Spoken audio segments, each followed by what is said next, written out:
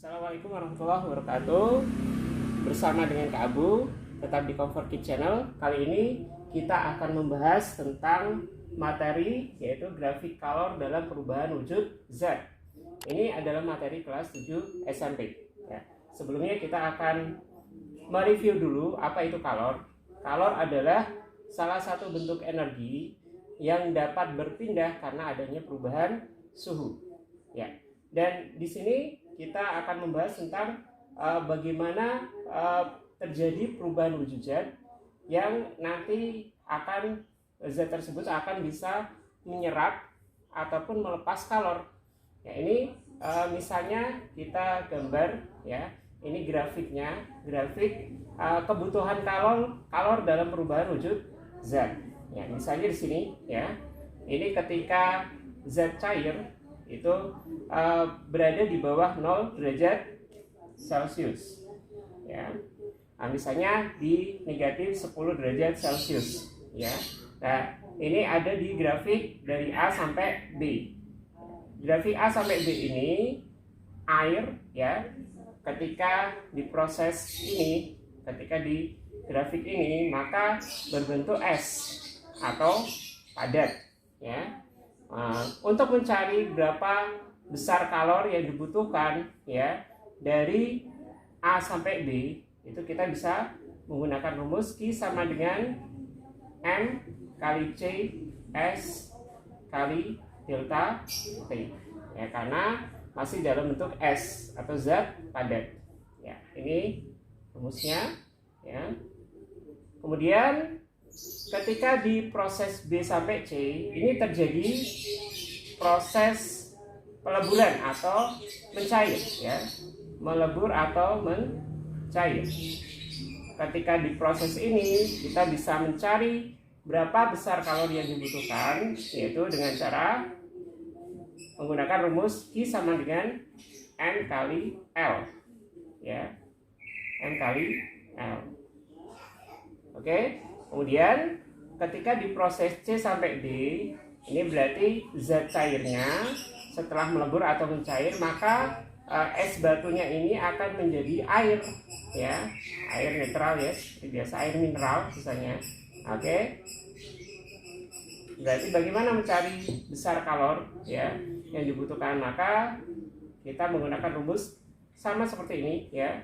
Cuma C-nya adalah C air karena zatnya dalam bentuk air ya. Jadi Q sama dengan M kali C air kali delta T ya.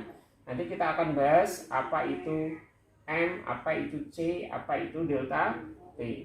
Lanjut dulu untuk D sampai E, berarti ini sudah suhunya sudah mencapai 100 derajat Celcius ya. Kalau air sudah mencapai 100 derajat Celcius maka akan berubah ya, atau akan berproses menjadi apa? Menguap ya. Proses menguap dari D sampai E ya, berarti kita bisa mencari berapa kalori yang dibutuhkan dengan rumus Q sama dengan M kali U, M kali U ya.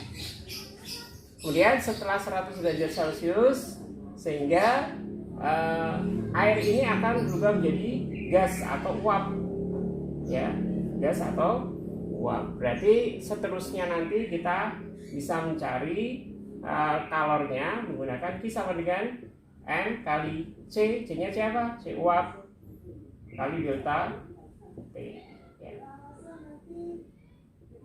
Oke, kita akan bahas untuk penjelasan ya, penjelasan atau keterangan dari tiap rumus ya, keterangan dari tiap rumus ya. Misalnya di sini ada Q adalah kalor ya, satuannya joule ya, atau nanti yang lain kita akan bahas ya, satuan yang lain dari kalor. Kemudian M adalah massa zat atau satuannya kilogram. Kemudian C ya adalah kalor jenis zat. Satuannya joule per kilogram derajat Celcius.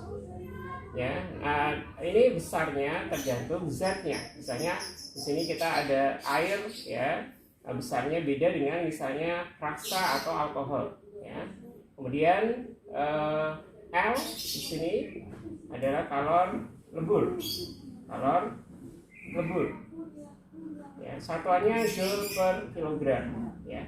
Tidak ada derajat Celciusnya karena prosesnya mendatar ini ya dari grafik ini. Ya. Kemudian delta T, ya, delta T, ya, perubahan suhu.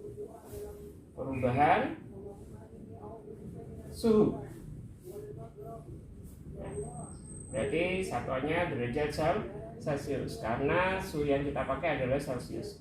Kemudian U adalah kalor uap.